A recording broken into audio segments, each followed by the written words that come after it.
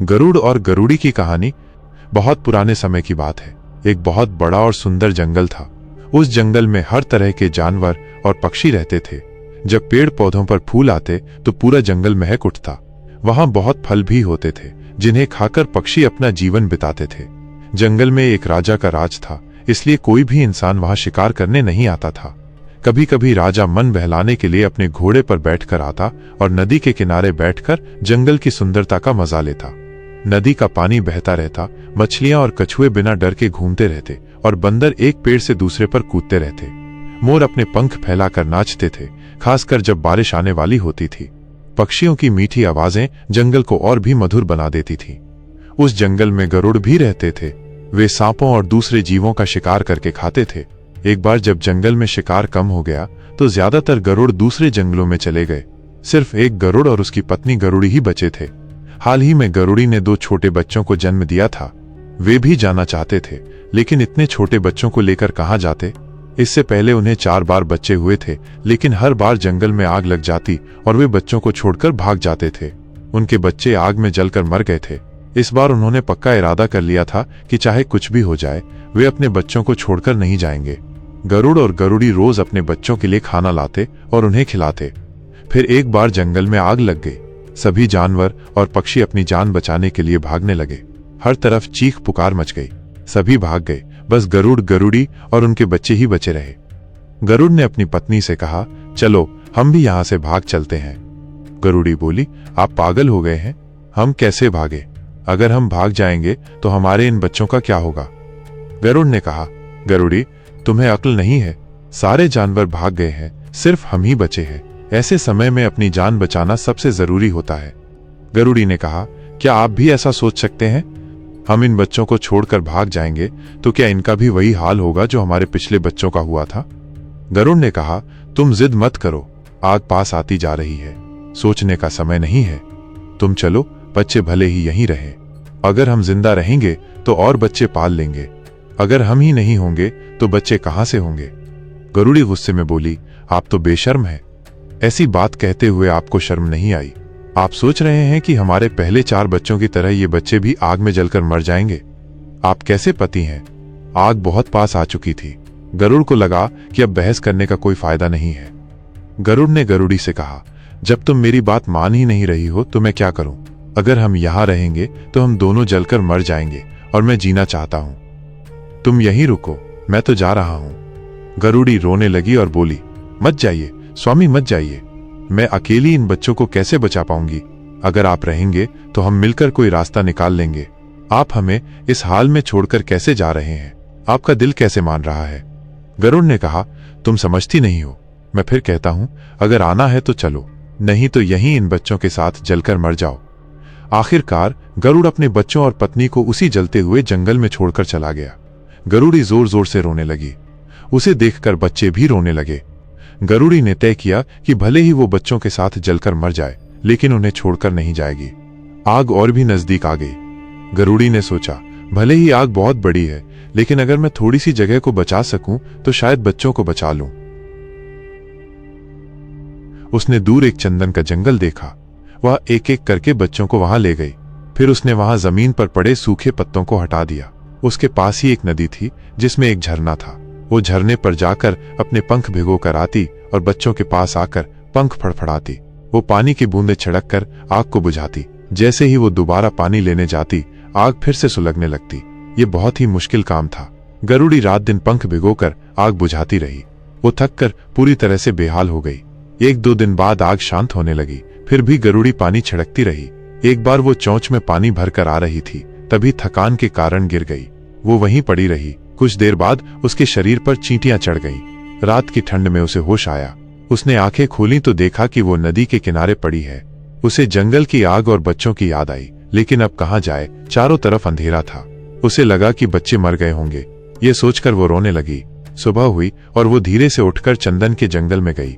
उसने देखा कि बच्चे गर्मी के कारण बेसुध पड़े हैं। उसे बहुत दुख हुआ, लेकिन ध्यान से देखने पर पता चला कि वे सांस ले रहे थे। वे मरे नहीं थे। उसके मन में फिर से उम्मीद जगी। वो दोबारा नदी पर गई, पंखों में पानी भरकर लाई और बच्चों की चोंच में डाला और उनके शरीर पर पानी छिड़का। थोड़ी देर बाद बच्चों ने आंखें खोली। गरुड़ी बहुत खुश हुई और दोनों बच्चों को पंखों में लेकर प्यार करने लगी। जंगल में खाने के लिए कुछ नहीं बचा था, फिर भी वे वहीं रहने लगे। वे पास के छोटे मोटे जंगलों में जाकर जीव जंतु खाते और रहने के लिए चंदन के जंगल में ही वापस आते। ऐसे ही दिन बीतने लगे। अब बच्चे बड़े हो गए थे। गरुड़ी बच्चों के साथ बहुत खुशी से रहने लगी। गरुड़ का कोई पता नहीं था और बच्चे भी उसे याद नहीं करते थे। दूसरी तरफ गरुड़ दूसरे जंगल में रहने लगा था। वहां रहते हुए उसने सोचा, जिस जंगल में आग लगी थी वहां गरुड़ी और बच्चे तो मर गए होंगे। अब वहां जाने का कोई फायदा नहीं है। मैं अकेला रह गया हूं, न मेरी पत्नी है न बच्चे। पूरी जिंदगी अकेले कैसे बिताऊंगा। इससे अच्छा है कि दूसरी शादी कर लूं। ये सोचकर उसने उसी जंगल में रहने वाली एक गरुड़ी से रिश्ता बना लिया। वो उसी जंगल में रहने लगा, लेकिन वहां एक मुसीबत खड़ी हो गई। जिस गरुड़ी से उसका रिश्ता बना था उसका पति आ गया। उसे जब इस गरुड़ और उसकी पत्नी के रिश्ते के बारे में पता चला तो वो इस गरुड़ को चोंच मार मार कर परेशान करने लगा। एक बार वह गरुड़ और उसके कुछ साथी गरुड़ इस गरुड़ को चरने के बहाने दूसरे जंगल में ले गए। वहां 4-5 गरुड़ों ने उसे चोंच मार मार कर बेहोश कर दिया। उन्हें लगा कि वो मर गया है और वे वापस अपने जंगल आ गए। जिस गरुड़ी के साथ उसका रिश्ता था वो भी उसे देखने नहीं आई। भला वो क्यों आती। अब तो उसका पति वापस आ गया था। गरुड़ पूरे दिन बेजान होकर पड़ा रहा। रात बीत गई। अगले दिन उसने आंखें खोली। उसे बहुत दुख हुआ, लेकिन वह क्या कर सकता था। यह उसके बुरे कर्मों का फल था। वो धीरे से उठा और नदी पर गया। उसने पानी पिया और पास के एक चंदन के पेड़ पर जाकर बैठ गया। वो 2-3 दिन वहीं रहा, जिससे उसे थोड़ा आराम मिला। अब वो पास के जंगलों में खाने जाता और रहने के लिए उसी चंदन के पेड़ पर लौट आता। कितने दिन वह वहां रहता। अब उसके मन में आया, मुझे पता लगाना चाहिए कि मेरी असली पत्नी और बच्चे जिंदा हैं या मर गए। ये सोचकर वो उस जंगल में वापस आया जिसे छोड़कर भागा था। वहां उसे कोई नहीं दिखा। उसे लगा कि उसकी पत्नी और बच्चे सच में आग में जलकर मर गए हैं। वो उसी जंगल में रहने लगा। एक दिन ऐसा हुआ कि गरुड़ उसी जगह चल रहा था जहां गरुड़ी अपने बच्चों के साथ आई थी। गरुड़ ने गरुड़ी को देखा। उसने उसे पहचानने की कोशिश की। ये तो मेरी पत्नी जैसी दिखती है, उसने सोचा, लेकिन वो बच्चों को नहीं पहचान पाया। वो दुविधा में था कि ये उसकी पत्नी है या कोई और गरुड़ी, इसलिए वो चुप रहा। दूसरी तरफ गरुड़ी ने भी गरुड़ को देखा, लेकिन उसे लगा गरुड़ तो दूसरे जंगल में गया था, वो यहाँ कैसे आ सकता है। वो तो वहां नई पत्नी के साथ मजे कर रहा होगा। ये तो कोई और ही गरुड़ होगा। गरुड़ अपने ढंग से चल रहा था और गरुड़ी और बच्चे अलग चल रहे थे। एक दोपहर चंदन के पेड़ के खोखल में गरुड़ के बच्चों ने एक छोटे सांप को देखा। सांप का बच्चा गरुड़ों को देखकर खोखल में छिप गया। बच्चों ने सांप के बच्चे को बाहर निकाला और उसे चोंच मार मार कर अधमरा कर दिया। सांप का बच्चा भागा और पास के पीपल के पेड़ पर चढ़ गया। उसी पीपल के पेड़ पर गरुड़ बैठा था। गरुड़ ने सांप को देखा और चोंच मारकर उसे मार डाला। इतने में गरुड़ के बच्चे सांप को ढूंढते हुए वहां आए। उन्होंने गरुड़ से कहा, यह हमारा शिकार है, हमें दे दो। गरुड़ ने कहा, मैं इसे कैसे दे दूं? इसे मैंने पकड़ा और मारा है।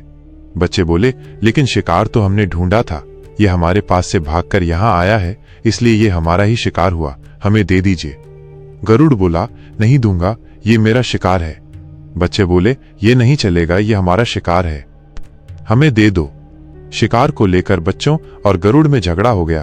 तभी बच्चों को ढूंढती हुई गरुड़ी वहां आई। गरुड़ी ने गरुड़ से कहा, इस शिकार को इन बच्चों ने ढूंढा है, इसलिए ये उन्हें दे दो। गरुड़ ने कहा, लेकिन इसे मैंने पकड़ा है, तो मैं उन्हें कैसे दे दूं? गरुड़ी ने कहा, आप नर हैं और ये बच्चे हैं, आपको समझना चाहिए। अगर हम बड़े ही नहीं समझेंगे तो कैसे चलेगा? गरुड़ ने कहा, मैं नहीं दूंगा, तुम्हें जो करना है सो करो, मैं ये शिकार नहीं दूंगा। गरुड़ी ने कहा, हाय रे, आपसे क्या कहना। एक तो बच्चों का पिता हमें छोड़कर भाग गया और अब आप उनका शिकार भी नहीं देते। तुम सारे नर एक जैसे ही होते हो। गरुड़ ने पूछा, इनके पिता इन्हें छोड़कर कहाँ गए? गरुड़ी ने उसे पूरी कहानी बताई। यह सुनकर गरुड़ बहुत खुश हुआ।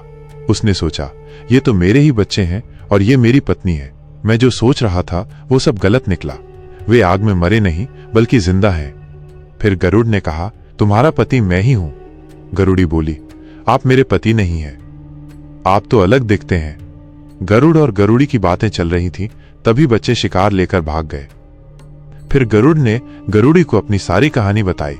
ये सुनकर गरुड़ी बोली, भले ही आप पहले मेरे पति थे, पर अब नहीं रहे। अगर आप मेरे पति होते तो आग लगने पर हमें छोड़कर नहीं भागे होते। आप मेरे पति नहीं हैं और नहीं इन बच्चों के पिता। हमारे बीच अब कोई रिश्ता नहीं है। ये कहकर गरुड़ी बच्चों को लेकर वहां से चली गई और चंदन के जंगल में वापस आ गई। गरुड़ रात को थोड़ी दूरी पर उनके पास ही रहा। सुबह वो फिर से गरुड़ी के पास गया। बच्चे खेल रहे थे। वो बच्चों के पास जाकर उन्हें प्यार करने लगा, लेकिन बच्चे उसे देखकर दूर भागने लगे।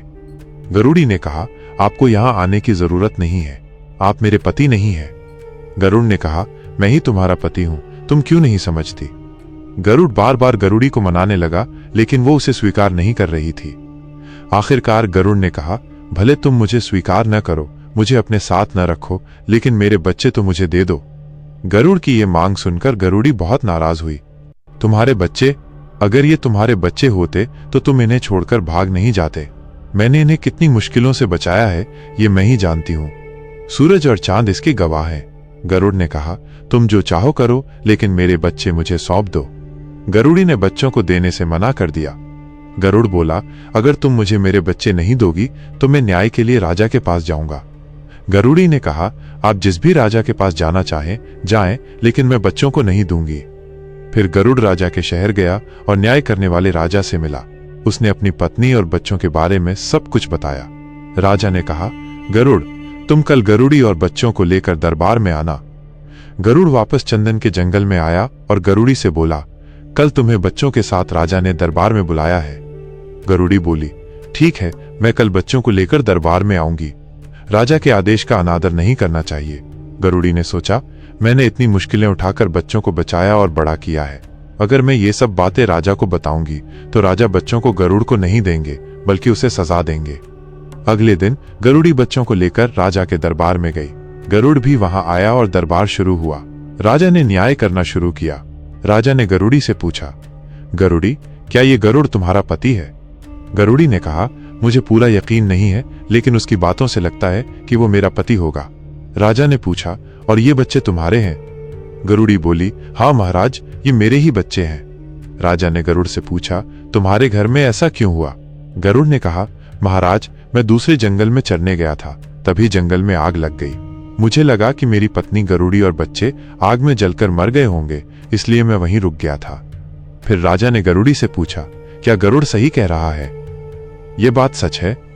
गरुड़ी बोली, महाराज, गरुड़ झूठ बोल रहा है, असली बात तो कुछ और ही है। गरुड़ी ने राजा को जंगल में आग लगने से लेकर बच्चों के लिए झगड़े तक की सारी कहानी बताई। गरुड़ी की बात सुनकर राजा ने सिर हिलाया। राजा ने गरुड़ से पूछा, गरुड़, क्या तुम अब गरुड़ी को अपने साथ रखोगे? गरुड़ ने कहा, हाँ महाराज, मैं अब भी गरुड़ी और बच्चों को अपने साथ रखने को तैयार हूँ। वो मेरी पत्नी है और बच्चों के बिना मेरा जीवन अधूरा है। फिर राजा ने गरुड़ी से पूछा, गरुड़ी, क्या तुम गरुड़ के साथ रहोगी? गरुड़ी ने कहा, मैं कैसे जाऊं? जब आग लगी थी तब ये हमें छोड़कर भाग गए थे, तो अब इनका क्या भरोसा। आप समझ लीजिए कि मेरा और मेरे बच्चों का नया जन्म हुआ है। राजा ने गरुड़ से कहा, गरुड़, गरुड़ी तुम्हारे साथ रहने को तैयार नहीं है तो तुम क्या करोगे? गरुड़ ने कहा, महाराज, अगर गरुड़ी नहीं आती तो कोई बात नहीं, लेकिन मेरे बच्चे मुझे मिलने चाहिए। गरुड़ी बोली, महाराज, मैं इन्हें बच्चों को कैसे सौंप दूं? मैंने इन्हें जन्म दिया है, आग से बचाया है और बड़ा किया है। मैं इन्हें क्यों दूं? मैं बच्चों को इन्हें नहीं दूंगी। गरुड़ ने कहा, महाराज, मेरे बच्चे मुझे मिलने चाहिए। गरुड़ी ने कहा, मैं बच्चों को नहीं दूंगी। राजा के लिए ये एक मुश्किल फैसला था।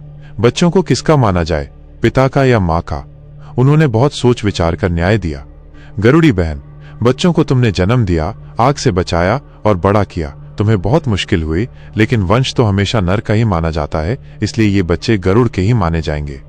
गरुड़ी बोली, आप जो चाहे करे, मैं बच्चों को नहीं दूंगी, बिल्कुल नहीं दूंगी। ये कहते कहते गरुड़ी चक्कर खाकर वहीं गिर पड़ी। तब गरुड़ दोनों बच्चों को आगे करके चलने लगा। बच्चे माँ माँ कहकर बहुत रोने लगे, लेकिन उनकी माँ उन्हें बचाने के लिए उठ नहीं पाई।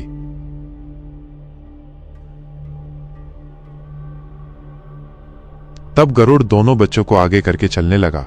बच्चे माँ माँ कहकर बहुत रोने लगे, लेकिन उनकी माँ उन्हें बचाने के लिए उठ नहीं पाई। गरुड़ी किसी तरह उठी और साकरी नदी के पास आकर अपने बच्चों के लिए बहुत रोने लगी। रोते रोते वो वहीं नदी के झरने के पास तड़प तड़प कर मर गई। तेज धूप में उसका शरीर सूख कर चमड़े जैसा हो गया। राजा के राज्य में एक बढ़ई रहता था। उसकी पत्नी का मासिक धर्म चल रहा था। 5-7 दिन बाद उसने सिर धोकर खुद को साफ किया। 2 दिन बाद वो दोपहर में साखरी नदी के किनारे झरने पर पानी लेने गई। वहां उसने गरुड़ी के सूखे शरीर को देखा। उसे ये जानने की उत्सुकता हुई कि ये क्या है। उसने एक लकड़ी ली और उस शरीर को वहां से हटाया। उस मरे हुए शरीर से निकली भाप बढ़ई की पत्नी के नाक और मुंह में चली गई। फिर उसने घड़ा साफ किया और पानी भरकर घर आ गई। कई दिन बाद बढ़ई की पत्नी गर्भवती हुई। 9 महीने और 9 दिन बाद उसने एक लड़की को जन्म दिया। बढ़ई की लड़की बड़ी होने लगी। महीने और साल बीत गए। वो बच्ची से किशोरी और फिर जवान हो गई। वो अपनी माँ की घर के कामों में तब गरुड़ दोनों बच्चों को आगे करके चलने लगा। बच्चे माँ माँ कहकर बहुत रोने लगे, लेकिन उनकी माँ उन्हें बचाने के लिए उठ नहीं पाई। गरुड़ी किसी तरह उठी और साखरी नदी के पास आकर अपने बच्चों के लिए बहुत रोने लगी। रोते रोते वो वहीं नदी के झरने के पास तड़प तड़प कर मर गई। तेज धूप में उसका शरीर सूख कर चमड़े जैसा हो गया। राजा के राज्य में एक बढ़ई रहता था। उसकी पत्नी का मासिक धर्म चल रहा था। 5-7 दिन बाद उसने सिर धोकर खुद को साफ किया। 2 दिन बाद वो दोपहर में साखरी नदी के किनारे झरने पर पानी लेने गई। वहां उसने गरुड़ी के सूखे शरीर को देखा। उसे ये जानने की उत्सुकता हुई कि ये क्या है। उसने एक लकड़ी ली और उस शरीर को वहां से हटाया। उस मरे हुए शरीर से निकली भाप बढ़ई की पत्नी के नाक और मुंह में चली गई। फिर उसने घड़ा साफ किया और पानी भरकर घर आ गई। कई दिन बाद बढ़ई की पत्नी गर्भवती हुई। 9 महीने और 9 दिन बाद उसने एक लड़की को जन्म दिया। बढ़ई की लड़की बड़ी होने लगी। महीने और साल बीत गए। वो बच्ची से किशोरी और फिर जवान हो गई।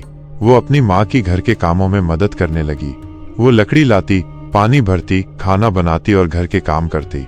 राजा के पास 7 घोड़ियां थीं, लेकिन घोड़े उसने सेना को दे दिए थे। उस शहर में सिर्फ बढ़ई के पास ही एक घोड़ा था। राजा की घोड़ियां बढ़ई के घर के पास चरने आती थीं। बढ़ई का घोड़ा भी उन्हीं के साथ चरने लगा। घोड़ियां मासिक धर्म में आईं। घोड़े ने उन घोड़ियों के साथ संबंध बनाया। अब घोड़ियां गर्भवती हो गईं। उनका गर्भ बढ़ने लगा और कुछ समय बाद उन्होंने बछड़ों को जन्म दिया। राजा को जब पता चला कि उसकी घोड़ियों ने बछड़ों को जन्म दिया है तो वो बहुत खुश हुआ। एक दिन बढ़ई के बाड़े में राजा की घोड़ियां अपने बछड़ों के साथ चल रही थीं। बढ़ई का घोड़ा भी वहीं चल रहा था। बढ़ई की लड़की ने ये देखा और बहुत खुश हुई। लड़की ने बढ़ई को बुलाया और घोड़ियों और बछड़ों को दिखाकर पूछा, ये बछड़े किसके हैं? बढ़ई बोला, बेटा ये घोड़ियां और बछड़े तो राजा के हैं। लड़की बोली, लेकिन ये घोड़ा तो हमारा है। बढ़ई ने कहा, हाँ बेटा ये घोड़ा तो हमारा है। हमारे घोड़े ने घोड़ियों के साथ संबंध बनाया, इसलिए उन्हें गर्भ ठहरा और ये बछड़े पैदा हुए। लड़की ने कहा, तो ये बछड़े हमारे ही कहलाएंगे। बढ़ई बोला, बात तो सही है, ये हमारे घोड़े की संतान है, इसलिए हमारे हैं। लेकिन छोड़ो, राजा की बात क्या करनी, हम छोटे लोग बड़ी बात क्यों करें? लड़की बोली, लेकिन पिताजी हम कहाँ बड़ी बात कर रहे हैं, जिसका वंश उसके बच्चे। लड़की बहुत खुश हुई। वो बछड़ों और घोड़े को हाँक कर ले आई और अस्तबल में बंद कर दिया। शाम को घोड़ियां राजा के घर आईं, लेकिन बछड़ों के बिना। वे बछड़ों के लिए बेचैन होने लगी। घोड़े की देखभाल करने वाला आदमी बछड़ों को ढूंढने निकला। उसने देखा कि बछड़े बढ़ई के अस्तबल में बंद हैं। वो बढ़ई के घर गया और कहा, बढ़ई इन बछड़ों को छोड़ दो, ये राजा के बछड़े हैं। बढ़ई अस्तबल का दरवाजा खोलने गया, लेकिन लड़की ने उसे रोक दिया। नहीं, ये राजा के नहीं है, तो हम इन्हें क्यों दें? बढ़ई लड़की को समझाता रहा, लेकिन वो नहीं मानी और बछड़ों को नहीं दिया। बढ़ई ने कहा, बेटा राजा के लोग बछड़े लेने आए हैं, तो हमें दे देना चाहिए। लड़की ने कहा, लेकिन क्यों दें? ये हमारे घोड़े की संतान है, हमें इन्हें राजा को नहीं देना है। राजा के नौकर ने जाकर राजा को सारी बात बताई। राजा ने बढ़ई को बुलवाया। राजा ने कहा, बढ़ई तुमने मेरे बछड़ों को अपने अस्तबल में क्यों बंद कर रखा है? उन्हें क्यों नहीं छोड़ते? बढ़ई ने कहा, महाराज मेरी लड़की ने उन बछड़ों को बंद कर दिया है, उसे वे पसंद आए इसलिए उसने रखा है। राजा ने कहा, लेकिन वे बछड़े मेरे हैं, ये तुम्हें पता है, तुम्हें उन्हें छोड़ना पड़ेगा। बढ़ई बोला, मैंने उस पागल लड़की को बहुत समझाया, लेकिन वह सुनने को तैयार नहीं है।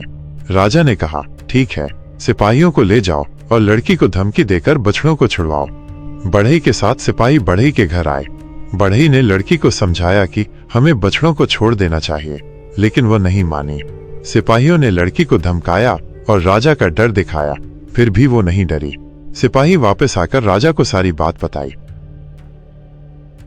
राजा ने कहा, ठीक है, कल लड़की को दरबार में हाजिर करो। अगले दिन दरबार लगा।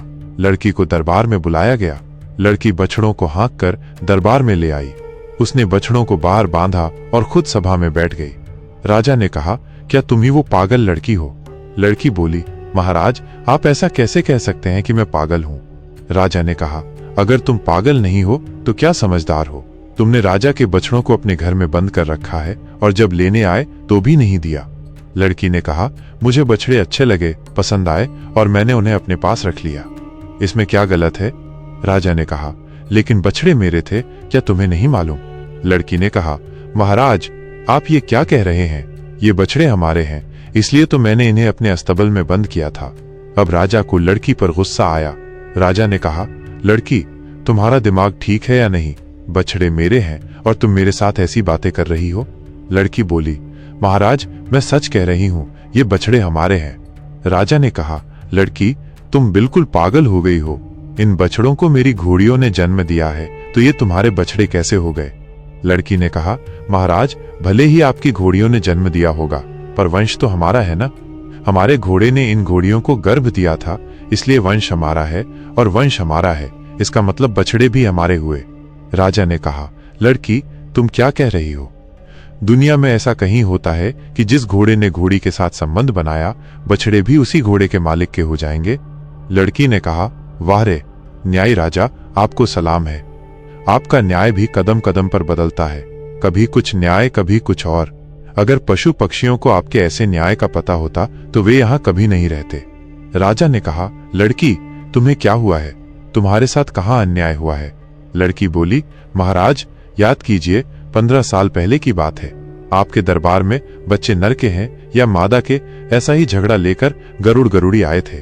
तब आपने क्या न्याय दिया था? राजा को याद आने लगा। लड़की ने कहा, महाराज, उस गरुड़ी ने अपने बच्चों को कैसे पाला होगा, ये तो वही जानती है। जब आग लगी थी तब गरुड़ बच्चों को बचाने के बजाय उन्हें छोड़कर भाग गया था। बाद में वो वापस आया और कहने लगा कि बच्चे मेरे हैं। उसने गरुड़ी से बच्चे मांगे, लेकिन गरुड़ी ने नहीं दिए। तब वो गरुड़ आपके पास न्याय मांगने आया। उनकी बातें सुनकर आपने न्याय दिया कि वंश नर का कहलाता है, इसलिए बच्चे गरुड़ के हैं, और आपने बच्चों को गरुड़ को सौंप दिया। बेचारी गरुड़ी का क्या हाल हुआ?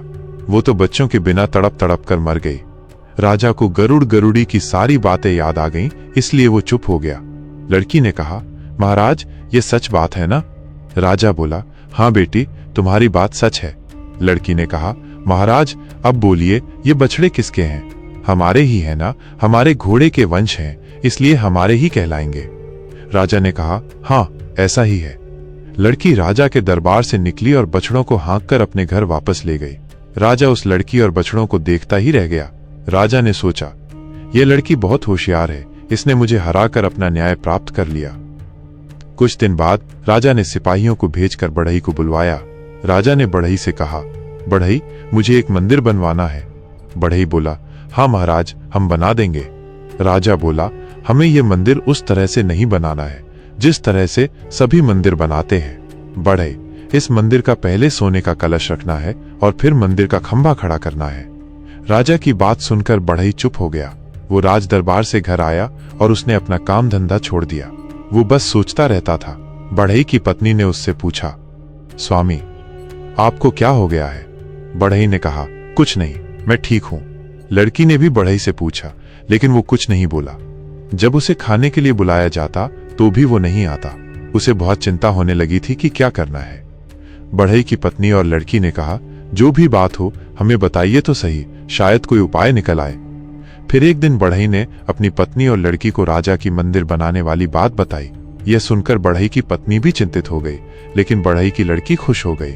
लड़की ने बढ़ई से कहा, पिताजी, आप क्यों चिंता कर रहे हैं? हम इसका हल निकाल लेंगे, चिंता करना छोड़ दीजिए। लेकिन फिर भी बढ़ई और उसकी पत्नी चिंता में ही रहते थे। अगले दिन लड़की ने ओढ़नी ओढ़ी और राजा के दरबार की ओर चल पड़ी। वो राजा के महल में आकर राजा को नमस्कार किया। राजा ने लड़की को देखा। राजा ने लड़की से पूछा, लड़की, तुम किस लिए आई हो? लड़की ने कहा, महाराज, घर में खाने के लिए कुछ नहीं है, इसलिए मजदूरी लेने आई हूं। आपको मंदिर बनवाना है, उसकी मजदूरी में से ये काट लीजिएगा। राजा ने कहा, ठीक है, तुम मजदूरी में क्या लोगी? पैसे दूं या अनाज? लड़की ने कहा, महाराज, अनाज ही दे दीजिए। राजा बोला, अनाज में क्या लोगी? कोदों, सावा, धान, ज्वार, बाजरा, क्या दूं? लड़की ने कहा, महाराज, मुझे सावा की मजदूरी दीजिए। राजा ने एक नौकर को बुलाया और कहा, इस लड़की को सांवा की मजदूरी एक माप भरकर दे दो। नौकर लड़की को लेकर गोदाम में आया। वहां लड़की ने मजदूरी लेने के लिए अपनी ओढ़नी फैलाई। नौकर ने सांवा निकालकर माप भरने के लिए तैयार किया। तभी लड़की ने नौकर से कहा, क्या तुम मुझे मजदूरी दोगे? नौकर ने कहा, नहीं तो क्या राजा देंगे? लड़की ने कहा, मैं तुम्हारे हाथ से मजदूरी नहीं लूंगी, मैं तो राजा के हाथ से दी हुई मजदूरी ही लूंगी। नौकर ने बहुत समझाया कि राजा किसी को अपने हाथ से मजदूरी नहीं देते, ये सब काम तो हम नौकरों को ही करना पड़ता है, इसीलिए तो हम नौकर हैं। लेकिन लड़की नहीं मानी, उसने जिद पकड़ ली, तुम जो चाहो करो, लेकिन मैं तो राजा के हाथ से दी हुई मजदूरी ही लूंगी। फिर नौकर जाकर राजा को बताता है कि लड़की मेरे हाथ से मजदूरी नहीं ले रही है, वो तो आपके हाथ से ही मजदूरी लेने को कहती है। राजा ने कहा, ठीक है, अगर उसे मेरे हाथ से चाहिए तो मैं उसे मजदूरी दूंगा। फिर राजा आया और सांवा से माप भरकर लड़की की ओढ़नी में खाली करने लगा। लड़की ने बीच में हाथ डालकर उसे रोका और बोली, महाराज, माप में ठीक ऊपर तक सांवा नहीं भरा है। राजा ने माप खाली किया और फिर से भरकर ओढ़नी में खाली करने को तैयार हुआ। तभी लड़की ने फिर से हाथ से रोका और बोली, महाराज, माप ऊपर तक तो भर गया है, लेकिन अब भरने का तरीका बदलना पड़ेगा। राजा ने पूछा, कैसा तरीका? लड़की ने कहा, महाराज, पहले माप का ऊपरी हिस्सा भरना चाहिए, फिर माप में अनाज भरना चाहिए। ऐसा काम नौकर से नहीं होता, इसीलिए तो मुझे आपको बुलाना पड़ा है। राजा ने कहा, क्या तेरा बाप ऐसा करता है? लड़की, तुम तो पागल हो गई हो, कहीं ऐसा देखा है कि पहले माप का ऊपरी हिस्सा भरता हो और फिर माप में अनाज भरता हो? लड़की ने कहा, सब हो सकता है, अगर आपको ऐसा नहीं करना है तो बहाना क्यों कर रहे हैं? राजा बोले, लड़की, ऐसा कभी नहीं होता। लड़की ने कहा, महाराज, हो सकता है। ऐसा क्यों नहीं हो सकता? महाराज, यह तरीका तो आपने ही ढूंढा है और आपसे ये नहीं होगा, ऐसा कैसे हो सकता है? राजा ने पूछा, कैसा तरीका? मैंने क्या किया? लड़की ने कहा, महाराज, मेरे पिताजी बढ़ई हैं, आपने उनसे मंदिर बनाने के लिए कहा है, लेकिन आपने उनसे कहा है कि पहले मंदिर पर कलश रखना है और बाद में मंदिर की नींव बनानी है। महाराज, क्या दुनिया में ऐसा कभी हुआ है? राजा हंस पड़ा। उसने लड़की से कहा, लड़की, तुम सही कहती हो, तुम जीत गई और मैं हार गया। अब तुम जाओ और अपने पिता बढ़ई से कहना कि वो चिंता न करे। उसकी लड़की बहुत होशियार है, उसने राजा की सारी पहेलियां सुलझा दी हैं। लड़की ने घर आकर राजा से मजदूरी वाली सारी बातें अपने माता पिता को बताईं। वे सब बहुत खुश हुए। अब लड़की जवान हो गई थी। राजा सोचने लगा कि ये बढ़ई की लड़की बहुत समझदार है, अगर मैं इसे रानी बनाकर ले आऊं तो ये दरबार में आने वाली सभी मुश्किलों का हल निकाल देगी। राजा ने बढ़ई की लड़की से शादी करने की इच्छा बढ़ई के सामने रखी। बढ़ई बोला, महाराज, हम गरीब लोग और आप राजा, ऐसा रिश्ता कैसे हो सकता है? हमारे और आपके रहन सहन में जमीन आसमान का फर्क है। आपके राजमहल और हमारी झोपड़ी में रहने वाली लड़की कैसे संभाल पाएगी? ऐसा कुछ नहीं हो सकता। महाराज, आप ये विचार छोड़ दीजिए, ये बात हम तक ही रहने दीजिए। बढ़ई ने राजा को बहुत समझाया, लेकिन राजा नहीं माना। वो तो कहता रहा, जो भी हो, मैं तुम्हारी लड़की से ही शादी करूंगा। फिर बढ़ई घर आया और राजा के साथ हुई सारी बातें अपनी पत्नी और लड़की को बताईं।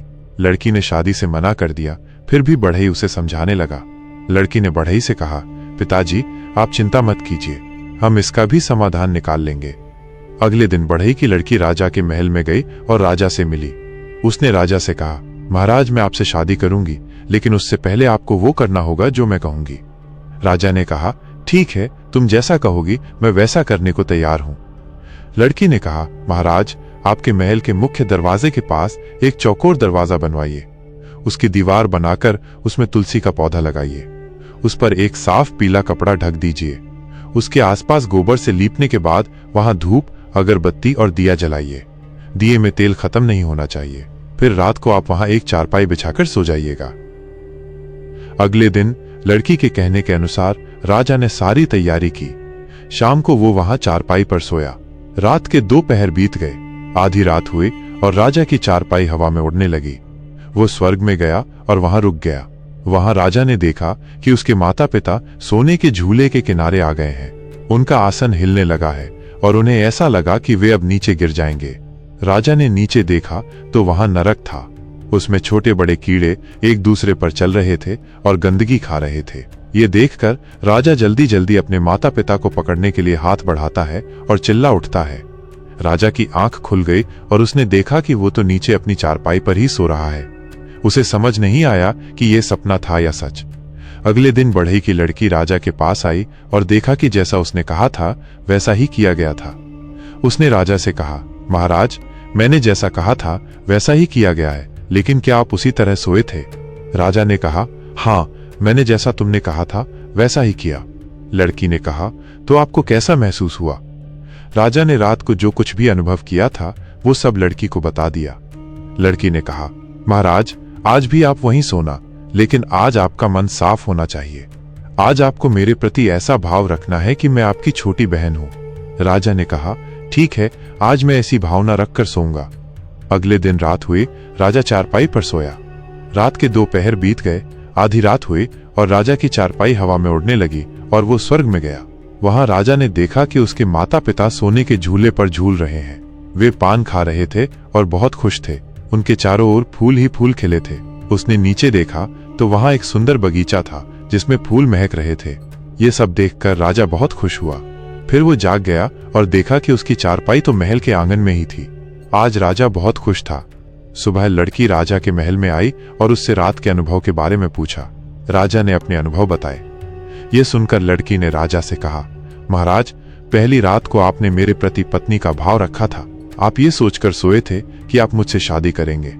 इसीलिए आपको स्वर्ग में आपके माता पिता झूले के किनारे पर बैठे हुए दिखे, जैसे वे अभी गिर पड़ेंगे और अगर गिरे तो सीधे नरक में जाएंगे, जहां कीड़े नरक खाते हैं। आपको अपने माता पिता दुखी होते हुए दिखे, जबकि दूसरे दिन आपके मन में मेरे प्रति पवित्र भाव था। आपने मुझे अपनी बहन मान लिया और बहन का भाव पवित्र होता है, इसलिए मन में कोई बुरे विचार नहीं आए। इसी वजह से दूसरी रात को आपके माता पिता स्वर्ग में झूले पर झूलते हुए और पान मसाला खाते हुए खुश दिखे। उन्हें बगीचे के फूलों की खुशबू भी मिली। इस तरह वे सुखी दिखे। महाराज, इस पवित्र भाव के कारण आपको ये अच्छा अनुभव हुआ। इसीलिए महाराज, आप मुझसे शादी नहीं करेंगे। अगर करेंगे तो आपके माता पिता दुखी होंगे। राजा ने लड़की की बात मान ली। उसने बढ़ई की लड़की को अपनी छोटी बहन मानकर पवित्र भाव रखा। फिर उसने बढ़ई और उसकी पत्नी को भी अपने माता पिता मानकर उन्हें राजमहल में बुला लिया और उनके साथ रहने लगा। इसके बाद वो प्रजा और लोगों के भले के लिए काम करने लगा।